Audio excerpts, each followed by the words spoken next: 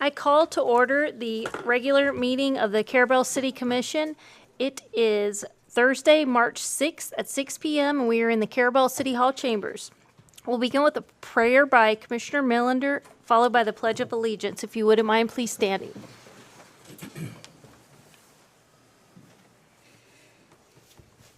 Let us pray. Heavenly Father, again, we thank you for the many blessings and gifts that you bestow upon us on a daily basis. They're great in numbers, and we know that, and we appreciate everything that you do. We ask your guidance again here tonight as we always meet and try to conduct and do conduct the city's business in a wise and informative manner. We ask your wisdom and guidance as we move through our process here tonight. In Jesus' name we pray. Amen. Amen. I pledge allegiance to the flag of the United States of America and to the republic for which it stands, one nation, under God, indivisible, with liberty and justice for all.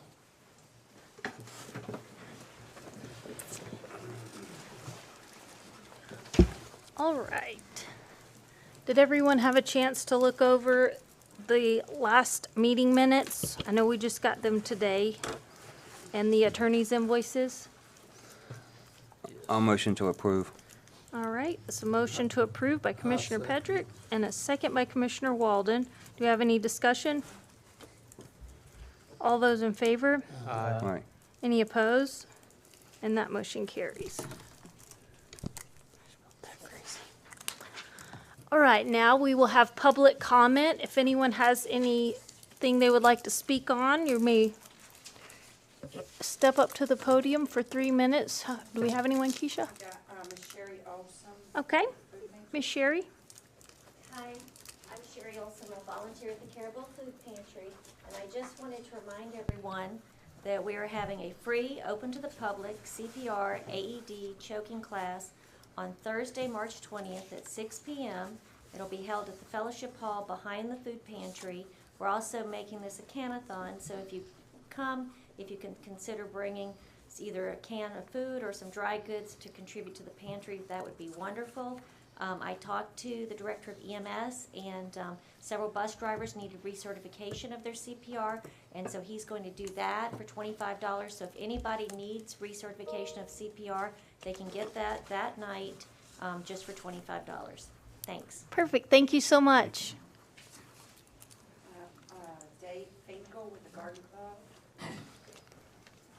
Hello, thanks for listening to me. Exciting news for Carrabelle. The community garden proposal is coming soon. The Carrabelle Garden Club is thrilled to announce an upcoming proposal to transform a portion of the Carrabelle City Park and Playground on 98 into a vibrant community garden. This initiative aims to create a special space similar to the successful community garden in Panacea, Florida, fostering community engagement and beautifying our city. Key features of the proposal would be approximately 8 raised beds, open access to all community members. Inclusive participation is always encouraged. The newly formed Carrabelle Garden Club will take the responsibility of maintaining the garden area. Our mission is to involve the entire community, foster intergenerational relationships, support a strong sense of community, promote food security, encourage youth involvement, and enhance the beauty of Carrabelle. We are currently developing a feasibility plan to present to the City Commission before or at the April meeting. The Carrabelle Garden Club is seeking the city's support as we work towards creating a stronger, more connected community through this exciting project. Stay tuned for updates on this initiative, and I'll submit something by this meeting next month. Thank you. When's your next meeting? We have one next Friday, and that will be at the Franklin Senior Center at 3 o'clock next Friday.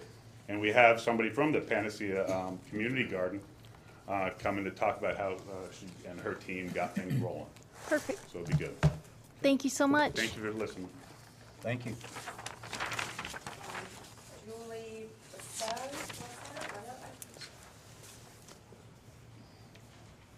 Good evening, everyone, and thank you for allowing me to speak.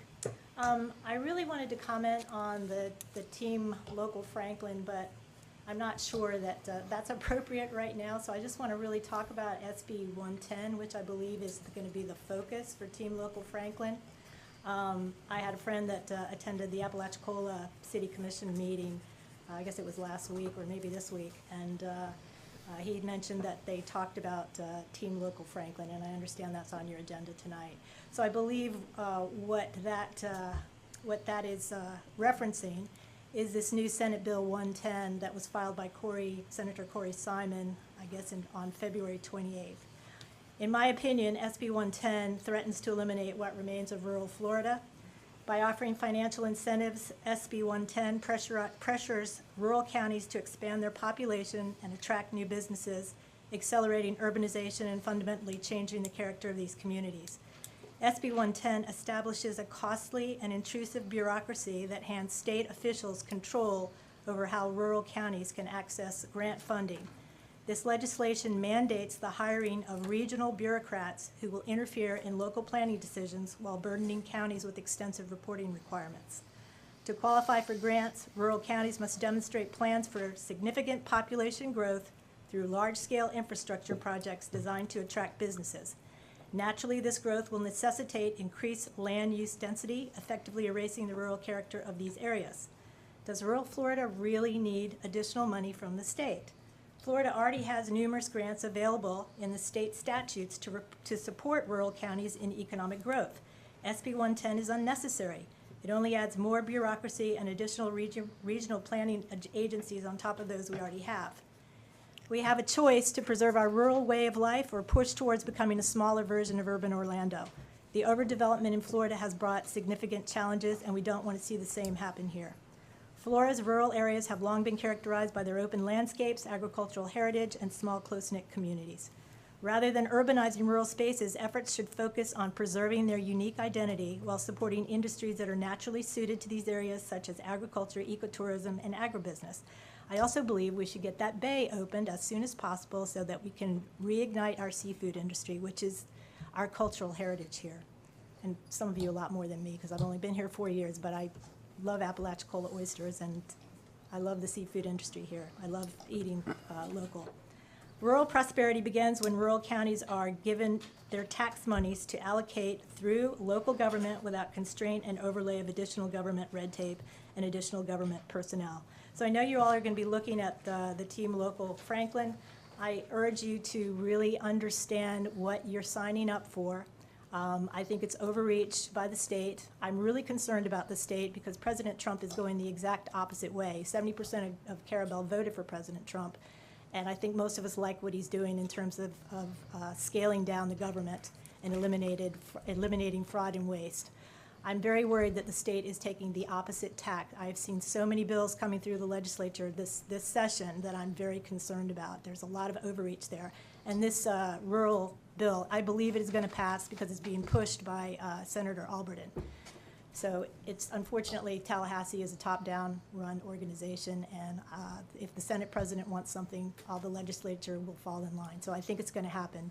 But it's going to be up to each county and each city commission on whether or not they decide to adopt these measures. So please be prudent in your investigation of this bill. Thank you. Thank you for your information. Actually, Team Franklin is a locally formed board to bring workforce housing to our area in land that the county, the city of Apalachicola, or the city of Carrabelle currently owns. It's something we've been working for years, and it doesn't have anything to do with SB 110, I can assure you. Okay, it's going to be coming down the pike, and you'll be hearing about it. So I just want to give you a heads up. And I apologize because I would have preferred to comment after you spoke about it.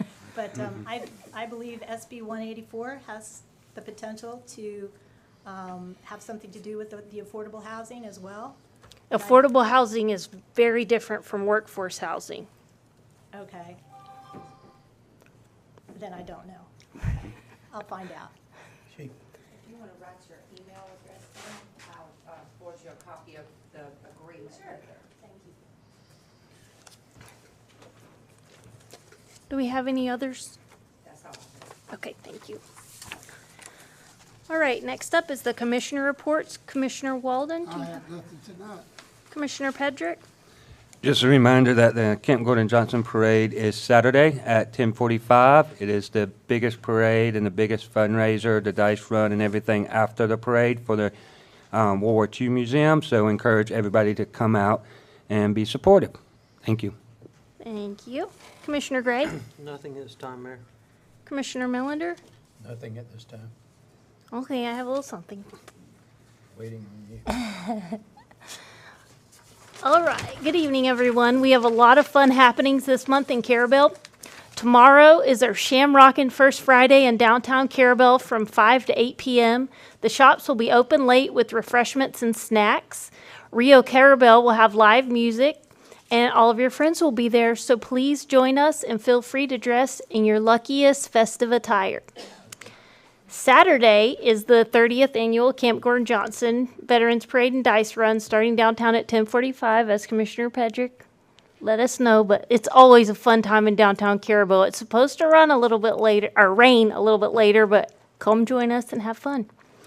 Saturday, March 22nd is the Carrabelle Culture Crawl, so make plans to join us for some fun downtown, and if you have a cool classic car, they'll be doing the car show on Marine Street again. You can contact the Carrabelle History Museum to sign up your ride. Fishing season is our favorite time of year here in Carrabelle. With that, I'd like to remind everyone to please dispose of your fishing waste responsibly. We have hundreds of pelicans who are injured or die every year from digesting the large fish bones that are illegally dumped on the shorelines, and no one wants to see that happen. The TDC, in conjunction with Visit Florida, will host a free tourism-based business marketing seminar on April 10th at the Fort Coombs Armory in Apalachicola. This seminar is designed for Franklin County businesses and organizations with the goal to enhance their promotional efforts to learn affordable, actionable strategies to increase visibility and attract more visitors. This is a free seminar and will include lunch. Registration is required and can be done on the TDC website at floridasforgottencoast.com. I've also shared the link on my mayor Facebook page. And that's all for that. Thank you so much. Next is staff reports, and first up is our city attorney. I have nothing. Nothing. Okay. And next is our city administrator. I sent out all the staff reports. You guys should have seen them. A part of that, our water department this week did a pressure wash on our ground storage tanks. I put those pictures up so you could all see it. But did you have any questions on the other reports or anything? Just a comment. Okay. Just want to compliment each department head on their monthly reports. I, for one, that's very valuable information. It is great information. I think they're doing a great job. I appreciate it. And Charlie's reports are looking really great. Yes. It's easier to kind of understand what they're doing. He came in with the first report this month, and then 2 days later came back with this other information, so I sent that all out separate. It's saw great.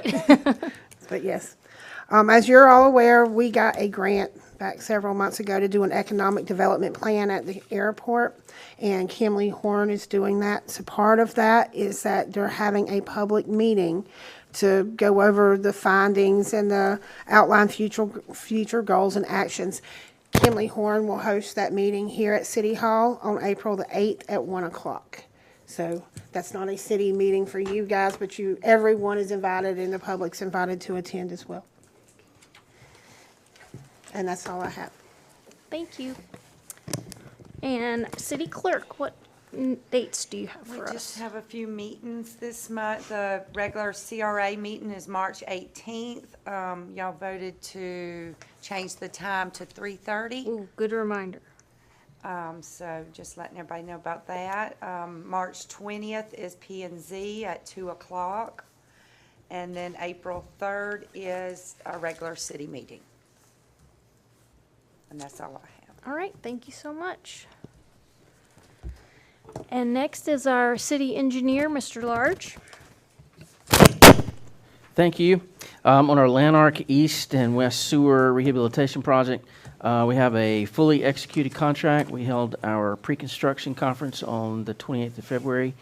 And a notice to proceed, we'll have a begin construction date of March 24th. So that project's moving forward.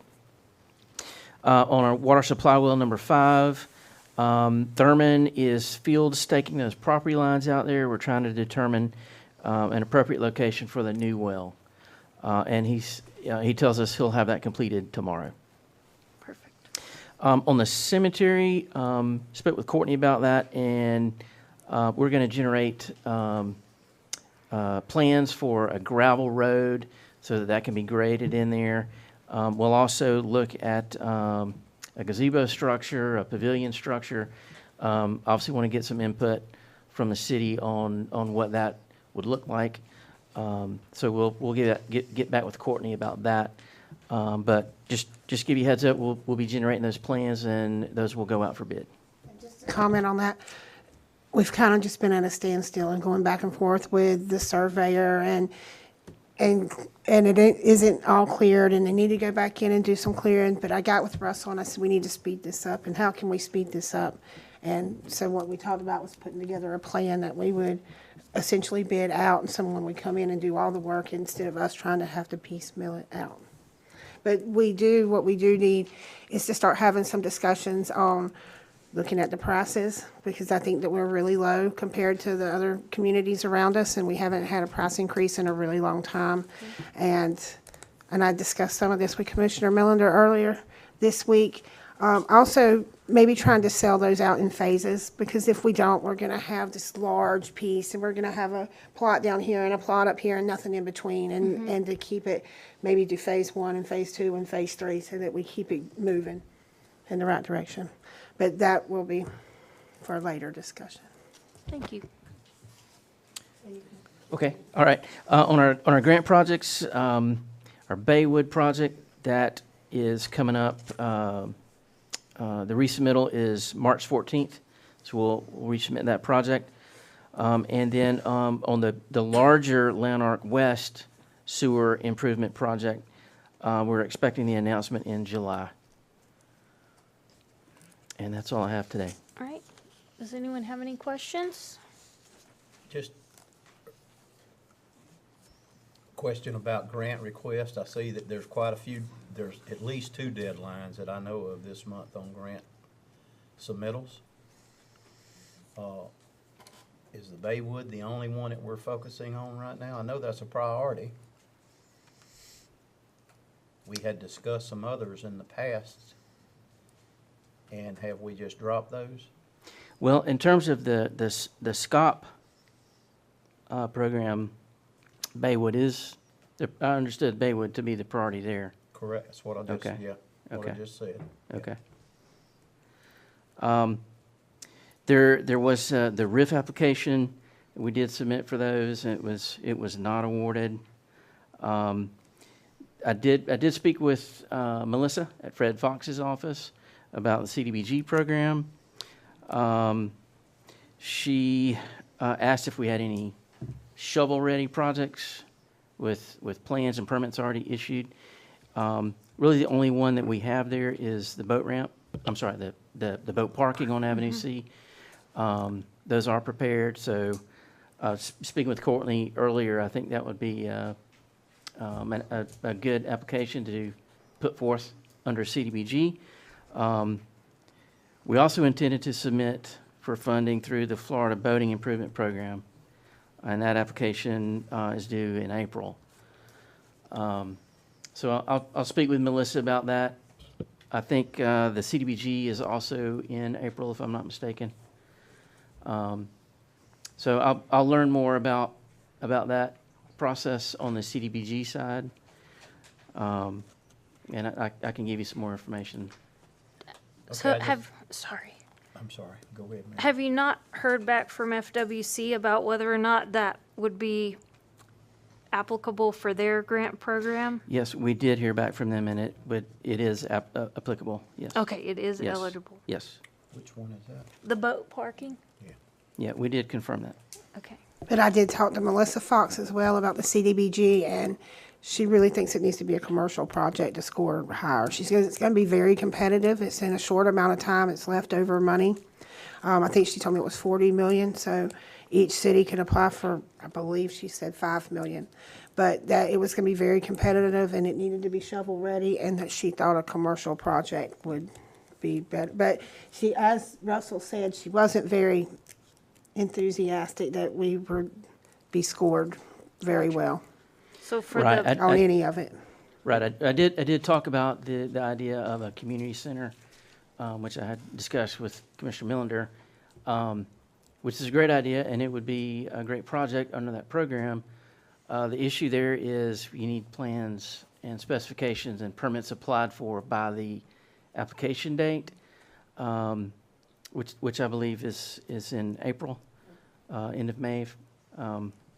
But we could accomplish that, but the concern is the city spending money to produce those plans and get those permits submitted for not a great chance of being funded. Well, and So- that's a tight window. Yep. When Yeah. we Yep. haven't even really initiated open discussion on it yet. Right, That's a very tight window.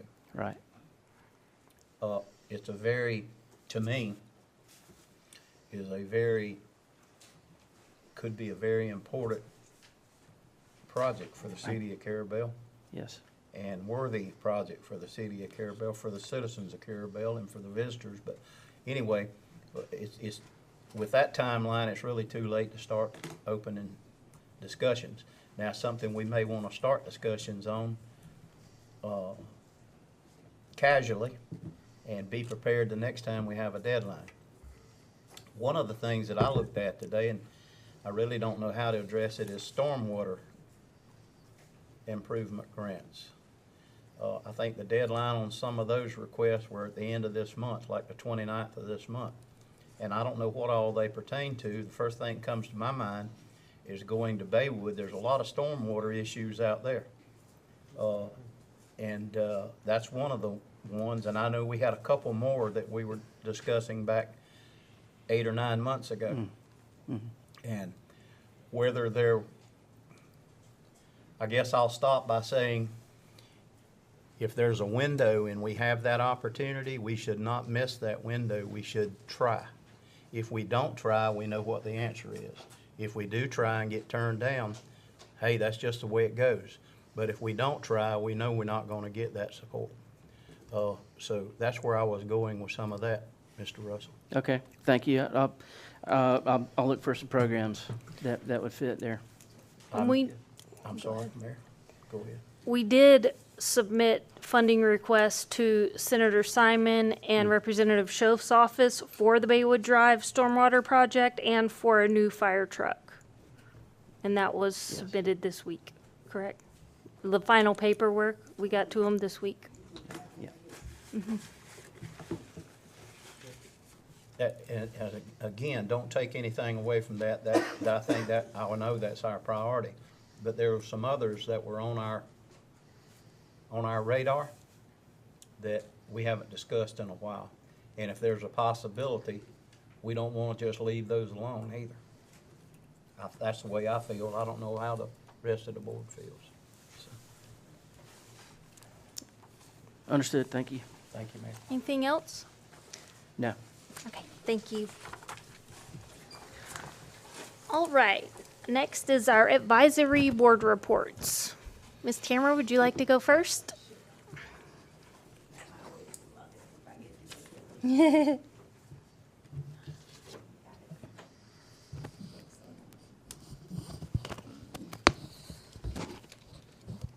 always feel like these things are alive.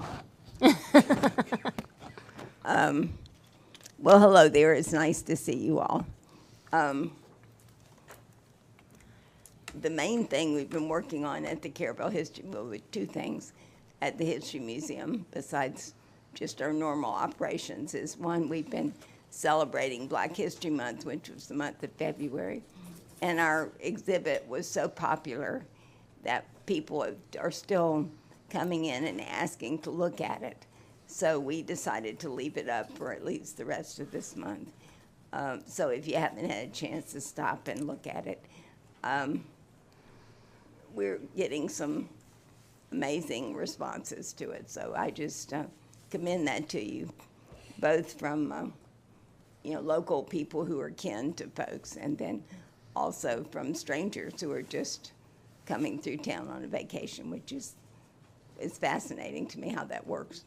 And of course, the other thing we're doing is getting ready for the Culture Crawl, which is the main event for the museum, the main fundraising event, the main way that we choose to celebrate the culture and the art, the music, and the culture. I mean, we have demonstrations on castanet throwing and on quilting and on knife making and all different things that people can enjoy. And as you said, a small car show, which we enjoyed very much, and music and performing, various types of performing. So we're looking forward to that, and it's on the 22nd of the month. And so we're pretty much just focused on that at the moment. But I did want to bring to you a particular request. I had a long talk with our man at the TDC, John Solomon, and he was talking about trying to outfit the Maritime Museum. The county has built a perfectly lovely museum out on, I think of it out past, like you're going to the airport, and it's out there. They've built this lovely maritime museum, and it's about the entire county, but they don't have any artifacts. They've got lighting and cases and information all over the place, including a lot of information about Carrabelle, but there's no items that said, Fred Smith, this snapper boat compass belonged to Raymond Massey, and he did this and that when he was on board. Those kinds of, there's no items that relate back to our maritime heritage. And I just wanted to put that out there.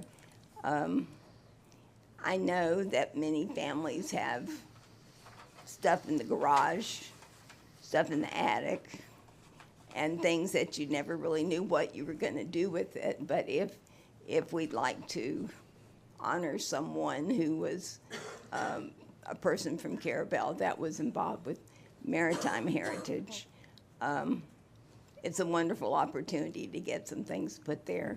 And I would be glad to help write up whatever the narrative would be about the items. But I have enough items for us, but I don't have a lot of spare items. I don't have like a vault of things we're not using. So if any of you can help me think of someone in town who might have kept some things.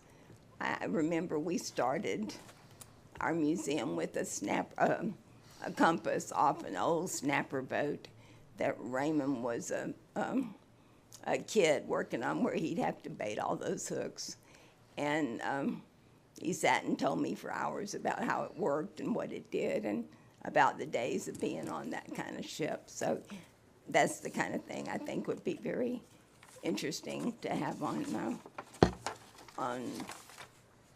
some of things related to Carrabelle. So if you think of anything, just give me a call or text me or whichever you choose. And if you guys will make maybe a flyer and a social media post requesting that, I'll help share it and get the word out as well. Oh, good idea. Okay. Thank you. Thank you. Okay.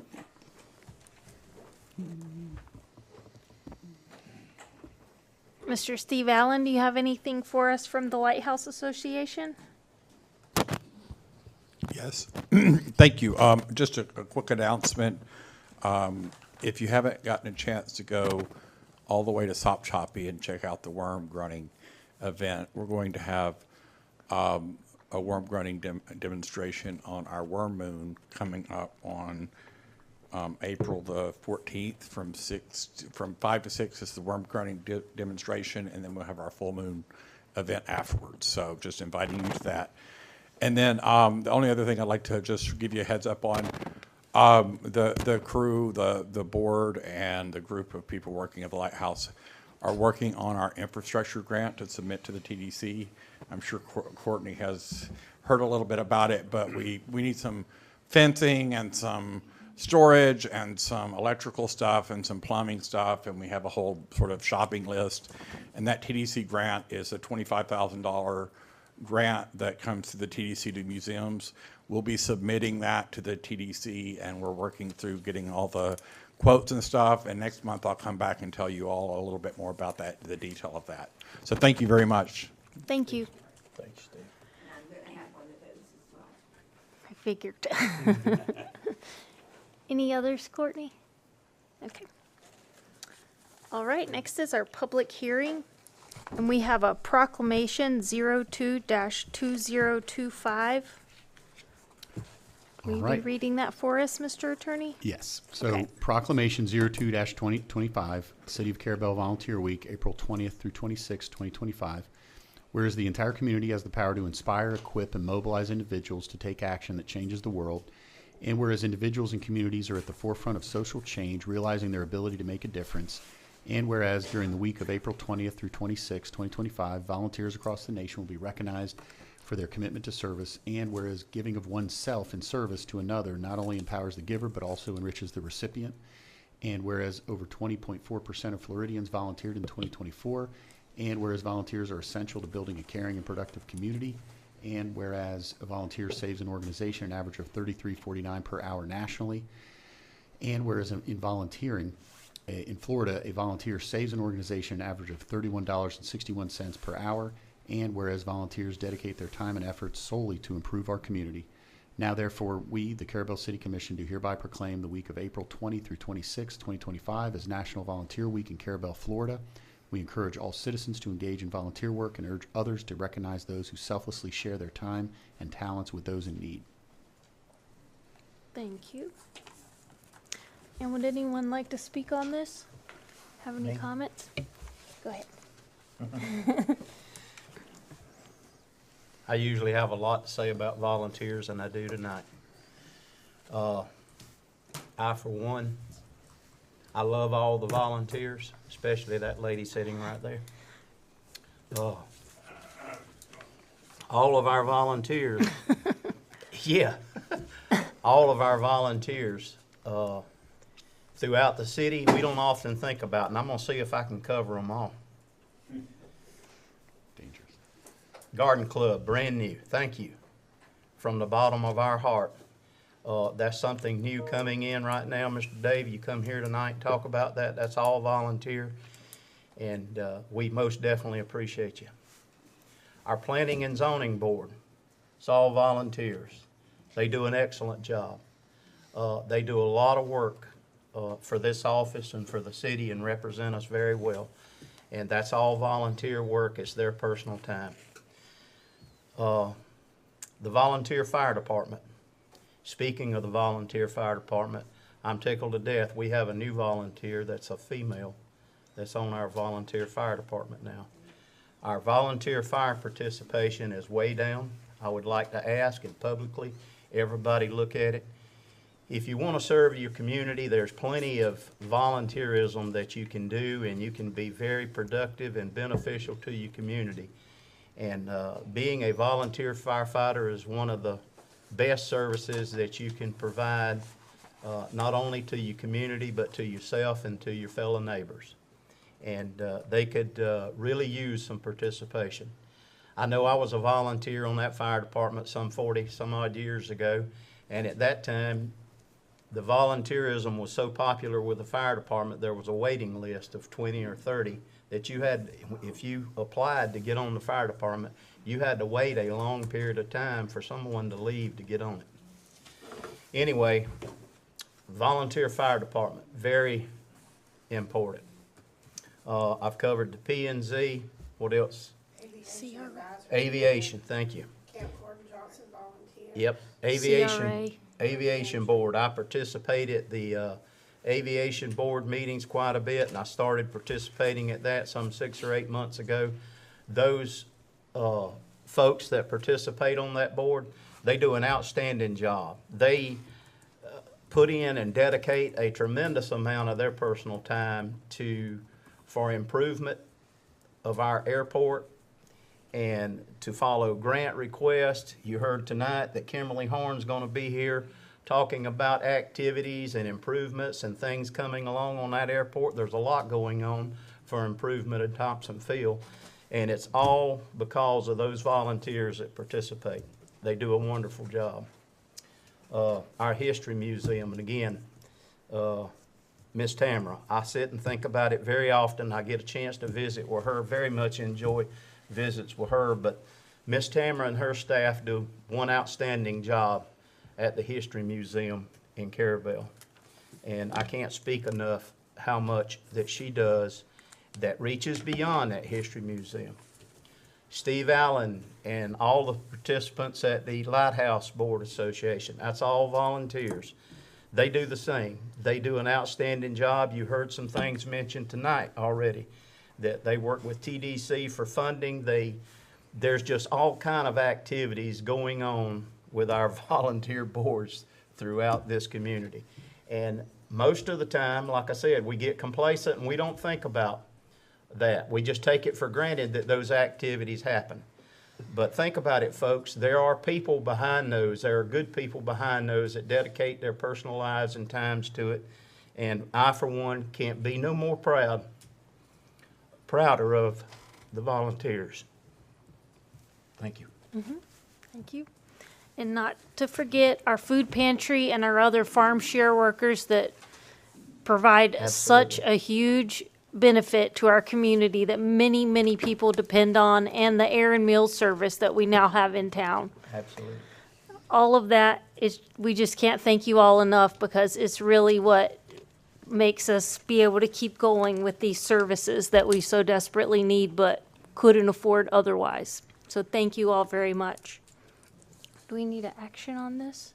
Yes. Okay. I make a motion to approve. That's a motion by Commissioner Millender to approve Proclamation 02-2025. I second this motion. Seconded by Commissioner Gray. Do we have any discussion? All of those in favor? Aye. Anyone opposed? And that motion carries. Okay. Next is new business, and that is discussion and possible action concerning Team Franklin interlocal agreement. And as I stated earlier, this is a board that we started a few months ago, and we've been meeting once a month throughout the county, and there are 6 members. Let me get my notes here because there's a bunch of us and I don't want to miss anyone. The board members are our county commissioner, Jessica Varnes Ward, a school district board member, Melanie Nzetta, a special district, which is from the East Point Water Special District, is Commissioner Colton Sapp. From the Sheriff's Department is Dwayne Coulter. The City of Apalachicola, Commissioner Adrian Elliott, and City of Carrabelle Mayor, myself, Sabrina Brown. And we've been meeting once a month to discuss what our goals are and how we want to go about implementing those. And the number one goal is obviously to bring workforce housing to Franklin County. And as I stated earlier, workforce housing is different than affordable housing or Section 8 housing and things like that, because we have a lot of affordable housing, which is government-funded, government-subsidized housing for low-income individuals. This is different because in our area, if you're, say, a teacher or a nurse or work in the service industry, you make too much money to qualify for those homes. And there's that gap where, you know, if you just have regular jobs, you don't make enough to live in a vacation rental, because we know how much those are, and that's just unaffordable for most of our residents here. But you make too much to live in the subsidized housing. So we're trying to fill that gap.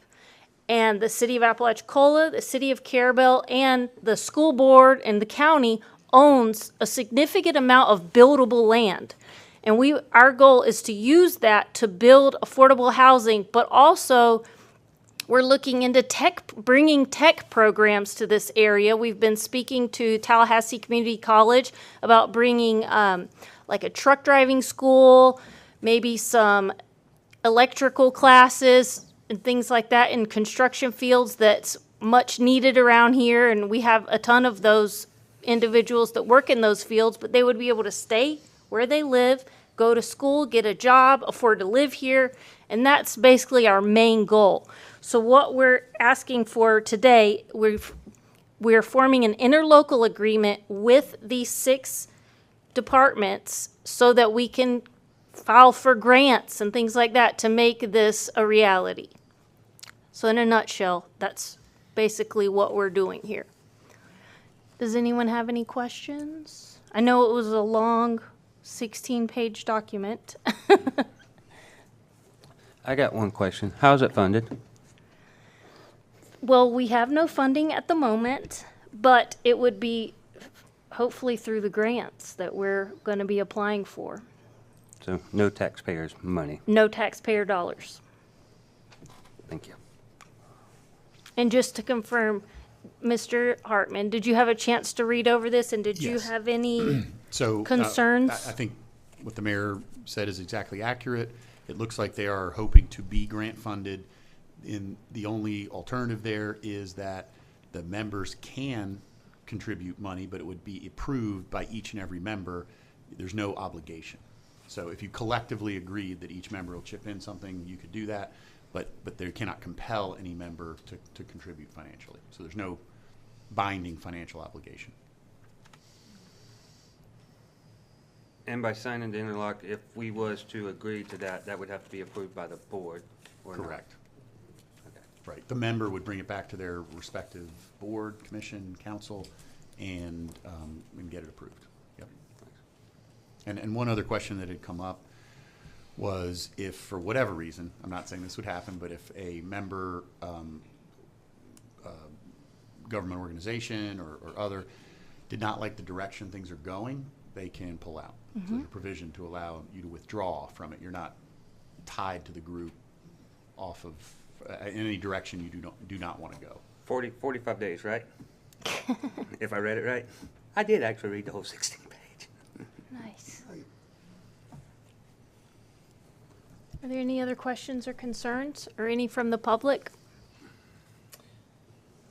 Well, the only funding, just to mention funding again, the only funding I'd understand would be for housing, not for funding the organization.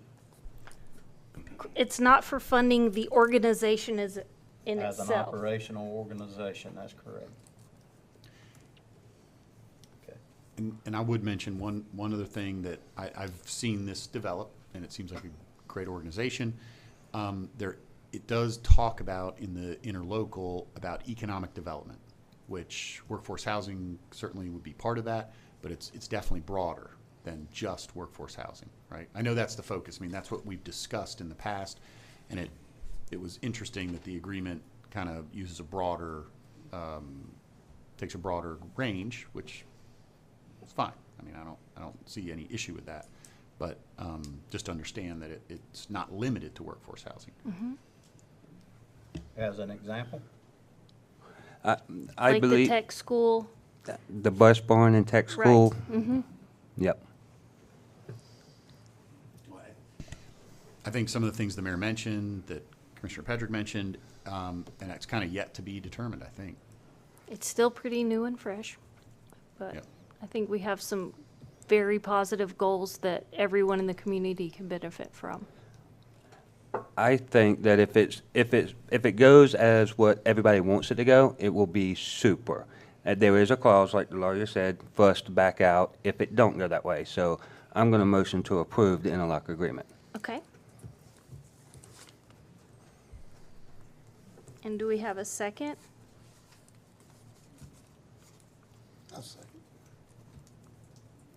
Okay, is there any discussion? I saw we have someone in the audience who may have a question. Would you mind coming up to the podium and reintroducing yourself, please? Yeah, hi, thanks. I'm Julie Boisseau, I live in Carrabelle. This, to me, sounds like a subset of Senate Bill 110, where they have pledged $173 million to 31 rural counties. It's all about economic development. It's about workforce housing, affordable housing. It's about tech programs for schools. It's about technology. This sounds like a subset of it. I don't know what the relationship is, so I'll be really interested in getting your document and reading it.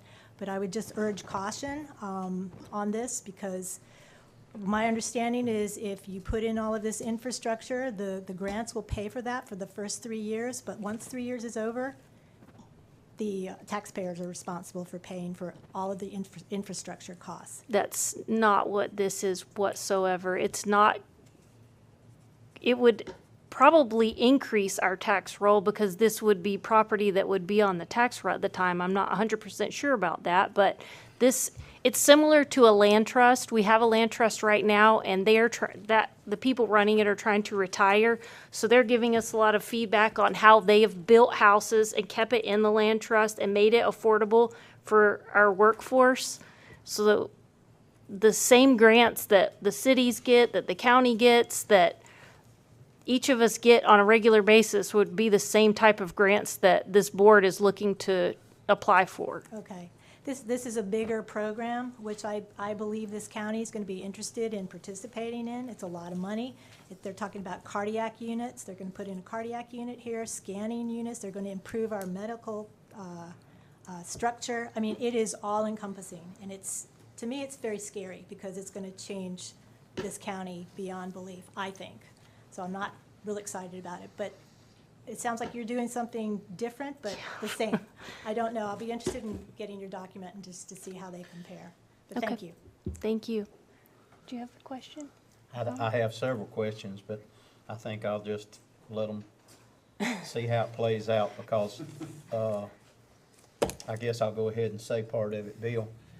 In the beginning, this was supposed to be workforce housing focused only.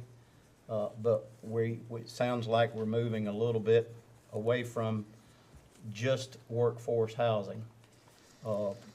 In the beginning, it was supposed to have been focused on workforce housing for people that's going to work in those kind of services that you just described, not building bus barns and building schools and that kind of stuff. So anyway, that was what I understood in the beginning was the main focus of creating this group was to become a strong, unified group to work toward increasing or improving or establishing workforce housing within the county. So anyway, I see some more questions, but I'll leave it at that. Thank you. I may participate at one of the meetings. And I can tell you when our next meeting is, these are all public. It will be March 28th at the school board in East Point at 9 a.m. And again, they are public, so anyone is welcome to join us. All right, do we have any other questions or comments? Okay, we do have a motion to approve the interlocal agreement by Commissioner Pedrick and a second by Commissioner Walden. All of those in favor? Aye. Any opposed? And that motion carries. Old business item number 1 is discussion and possible action concerning a new city logo. And I believe we have an example. Sign Design worked on this and sent this over, and I gave them all the feedback we have at the last meeting, and I just want to remind everyone, this is a rough draft. Before she spends hours and hours and hours tweaking it and perfecting it, she wants to make sure we're on the right page here. So I took everyone's feedback. I know we didn't want the TARDIS, but we still wanted something to show we are the home of the world's smallest police station. So to me, I think this is pretty nice. We've got our same Carrabelle shrimp boat that we had in our previous logo. What do you guys think? I like it. Can I just motion to approve it? You sure can, if There you that's what go. you feel like doing. There you go. And I'll second that motion. Woohoo! It's time to settle this. Once and for all. Commissioner Pedrick and second by Commissioner Walden. All right, do we have any questions or concerns? Come on up. Introduce yourself, please. Hi, my name's Ken Siegert, and the only concern that I have is that looks splendid on a big screen that is as big as it is. But my understanding is you want to reduce it down to a 3.5-inch shoulder patch. And I was looking at it on my cell phone all day, so that was my view of it. That tree is going to be barely discernible, and I don't think you'll be able to read police, but that's just my 2 cents. She So I is just going to thought be I would tweaking point it that out. to make it so that it will be usable in those situations. Okey dokey. Thank you. So will you be approving it again? No. The tweak version? This is not This the is tweak, a this is rough the final. draft, but, I mean, that's up to you guys. If There's not gonna be any fundamental change. no fundamental changes, but it'll just, right. It'll be, she's got to do some things to the water and the palm tree a little bit, but it's not going to be any big changes. Trust the process. Okay. What is the little black thing sticking up in the middle of, under the boat? Piers, Over in the middle, right there. a pier, a dock pier. The one on the right seems logical, the one in there just looks like it's. That's what it looks like, actually. It is a little weird, the water. The one single one under the boat. Yeah, just, I'm sure she could get rid of the. well, it was just a question, it just looks.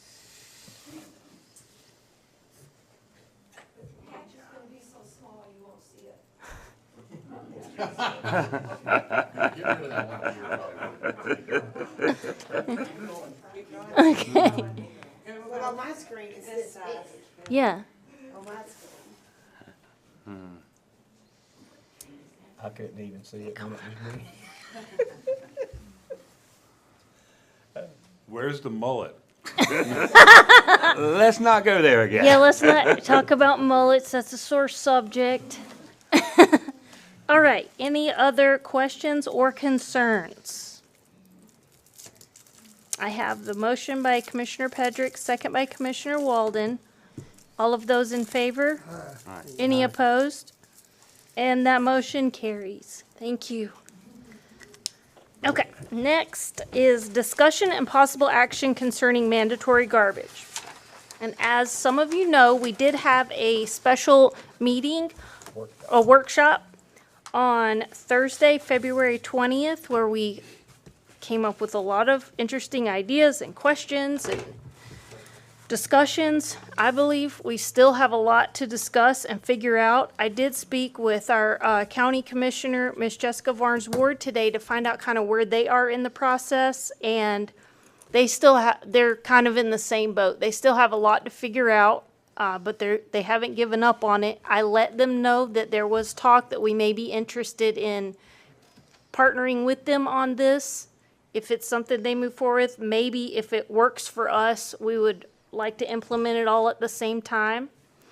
But, you know, we haven't decided if we're gonna do that yet, but I just let her know, like, keep me in the loop, I'll keep you in the loop, so we have that open communication and, you know, no one's left out. Because if they find out some important information, we wanna know too.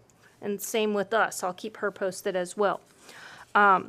But I would like for us to schedule another workshop, because I feel like it deserves more time and communication than just forgetting about it, if you guys wouldn't mind that.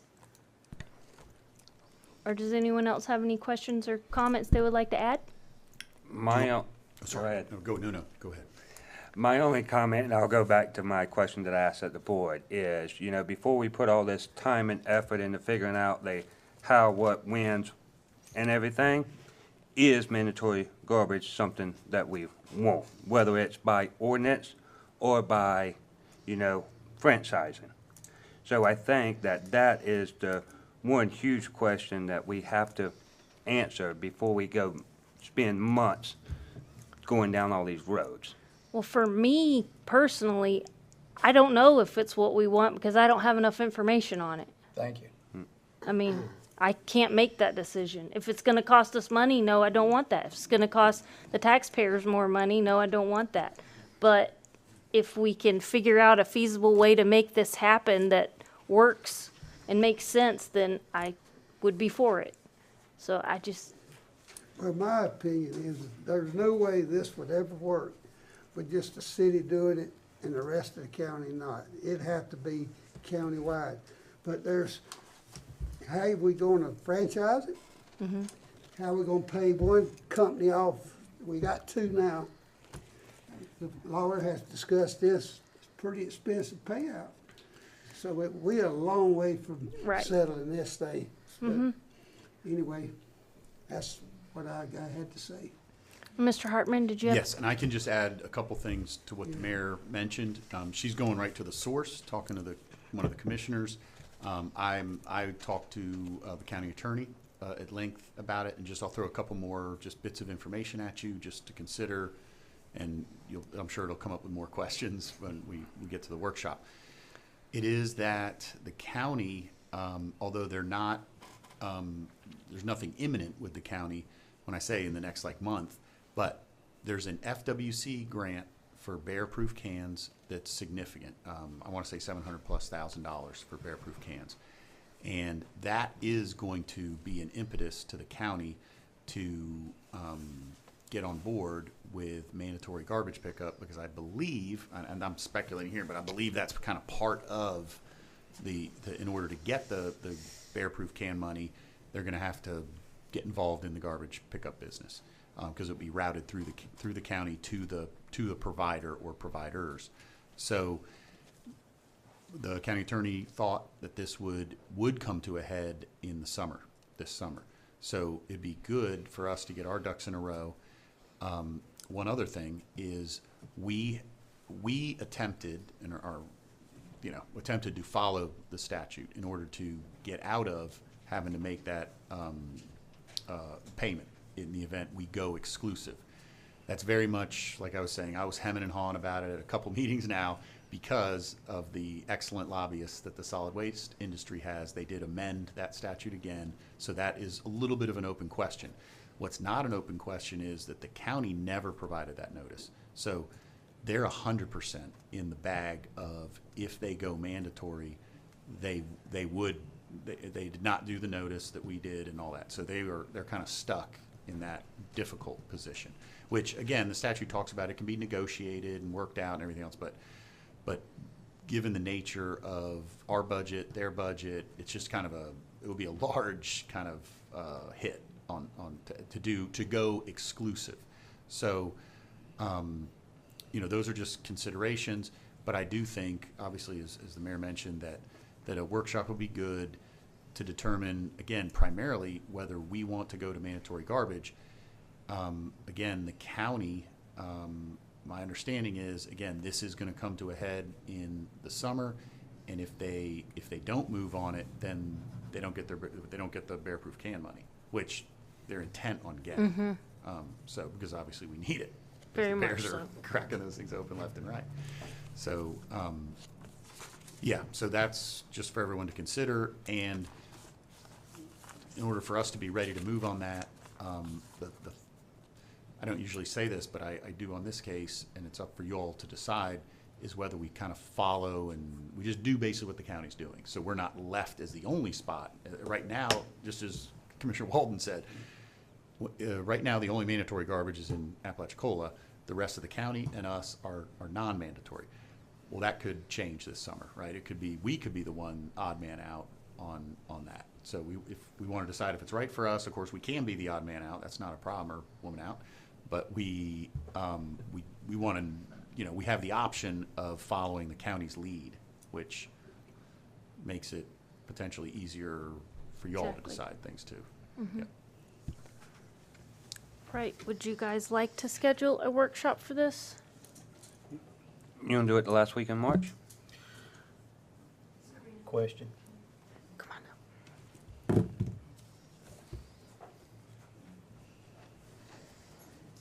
The Kathleen Siegert. I would just like to caution the board, be careful what you ask for because you may get it. And what I'm suggesting, or what I'm asking you to look at, is this is generational for this whole area of what the yards look like. And there are roughly 82 homes for sale in the Carrabelle area right now. They're not selling. If everyone started cleaning their yards, just think of that. This young gal over here was concerned about what the state was going to do and the people coming in. If people's yards were cleaned up, property would sell, and there would be such an influx of people moving to Carrabelle that then the infrastructure wouldn't be big enough. So some of it is just keeping things the same, even though we really don't want to. We don't like the ways our neighbors' yards necessarily look at times, but it has kept this town pretty much just like it is for years and years and years. And how much do you really want it to change? Thank you. But keep in mind, this is for household garbage. This is not yard debris or yard cleanup. We're not talking about that. It's a whole different ballgame. This is just your household garbage. Do we have any other questions or discussion? Yeah, I just wondered, again, Sherry Olson, Carrabelle Food Pantry, if there would be some exemptions, because the food pantry generates trash 3 days a week. We can't afford garbage service. We decided that 2 years ago. Last year, as Sabrina knows, we were in a $7,600 deficit, and we had a big campaign at the end of the year so we could continue to provide food.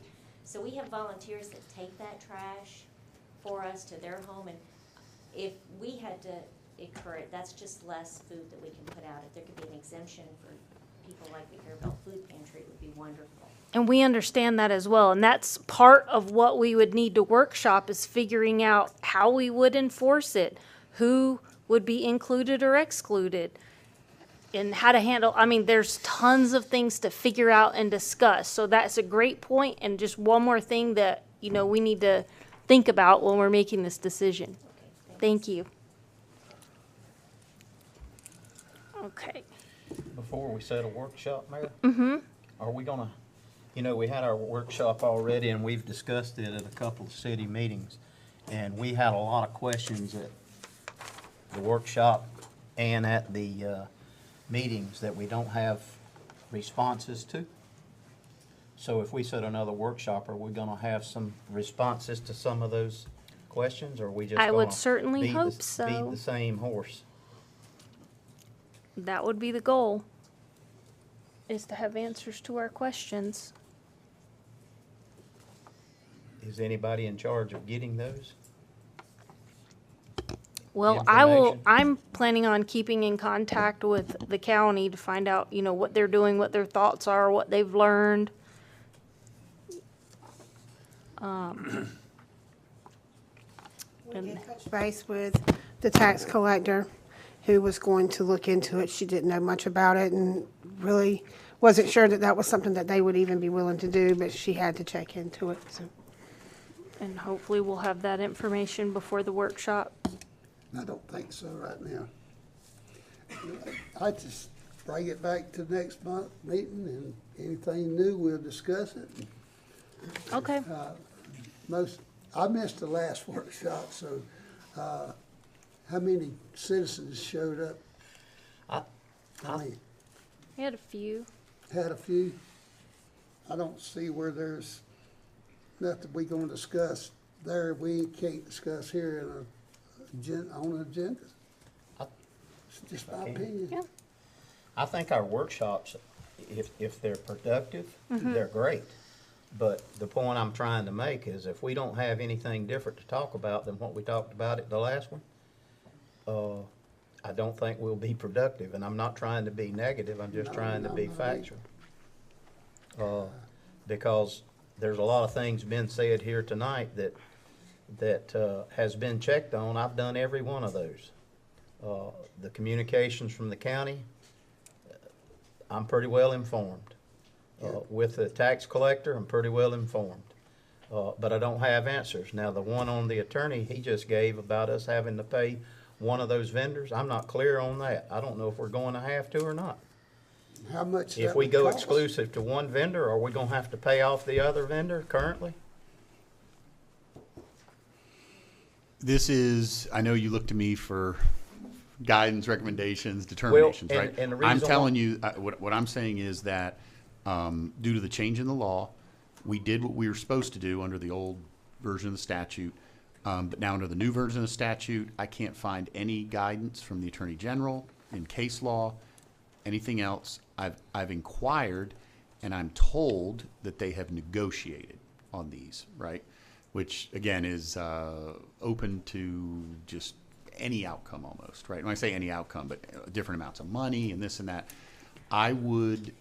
My experience would tell me that because it's a gray area, that if we go exclusive, we will get pushback from the business that we push out, right? I mean, they wouldn't be doing their job if they didn't test us. So my job obviously is to win cases that we end up getting tangled up in, but also to avoid cases if there's a risk. And in this one, what worries me is, and I would have to look at the numbers, but just off understanding the scale of what we've got going on, the number could be big, and it would be it's on those type of cases. My first plan A would be to work around it, not head on into it. And if we have to, then we have a case to say we did it. We did everything we're supposed to do. We're grandfathered in, whatever arguments that I'll make legally, but I don't like to lose. So, and when it's a toss up, we're better off avoiding the fight altogether. Go ahead. So what I hear the attorney saying is there's still a possibility of us having to pay one of these vendors a large sum, That is a possibility. large sum of money. So we don't have a definite yes we will or definite no we don't. There's still that possibility. That's under exclusive. So, and I know I keep beating this drum, and I know you Yeah, all you do. aren't Yeah, you do. on the same page with me. But to me, and again, it doesn't mean it means it's this way to you all. Mandatory or not, and then if we go mandatory, exclusive or not. It's like to my mind, two-step process. And yeah. But we kind of conflate the two. I mean, just because we go mandatory does not mean we've bought ourselves a lawsuit on the payout. Right. Going mandatory is fine. We can all the providers would be happy with that. Going exclusive does. But going exclusive is what It's the tricky puts part. risk on us. Yeah. Okay. And I believe we have someone who'd like to speak. You're welcome to come up and please introduce yourself.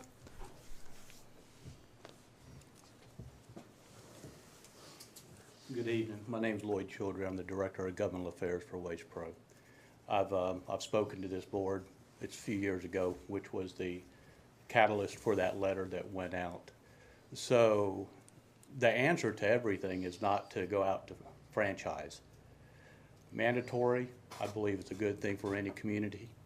To your point earlier, the discussions that you're having tonight that the lady brought up about the for lack of a better word, the messes in people's yard. It's cultural. It's something that probably won't change. You made the point that it's household garbage. I tend to believe that what's inside is outside. I've worked in communities where you had such events that you have going on now, where an ordinance was a good thing. It took time, it took a lot of fight, a lot of energy.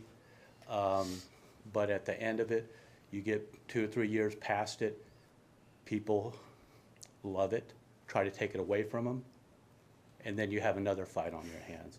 So mandatory, in our opinion, is a good thing. There's enough business here that we would have a concern if it went out to RFP.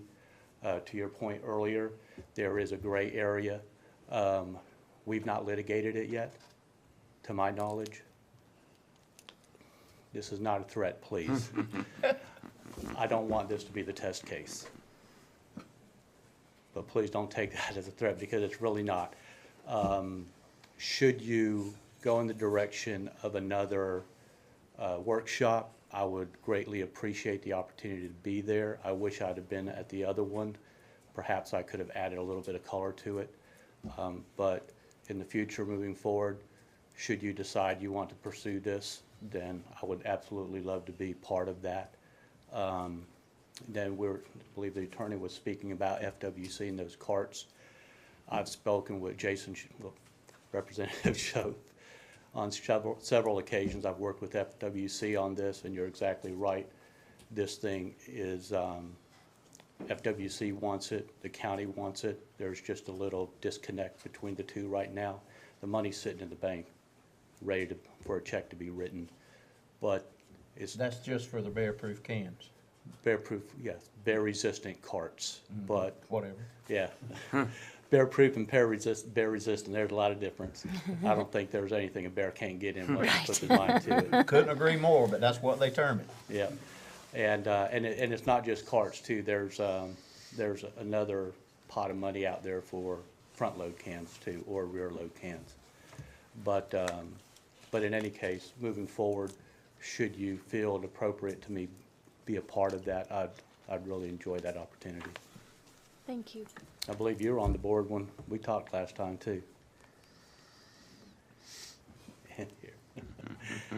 Thank you so much for your time. Thank you. Thank you.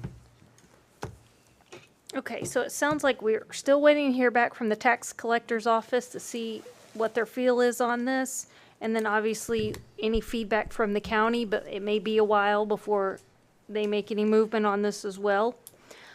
So maybe we should for now just keep it on the agenda, and as we're learning things, bring it up each month and go from there. And the tax collector could change depending on what the county does. Exactly. Because they may not want to do it for just the city of Carrabelle, but if Franklin County does it as a whole, then it wouldn't be Right. much more work put on them. So would it be good, the motion just to table this for a little while? Well, do we even need a motion to keep it on the agenda? No, just come up next month. Okay. Perfect. All right, anything else, you guys? All right, we are adjourned.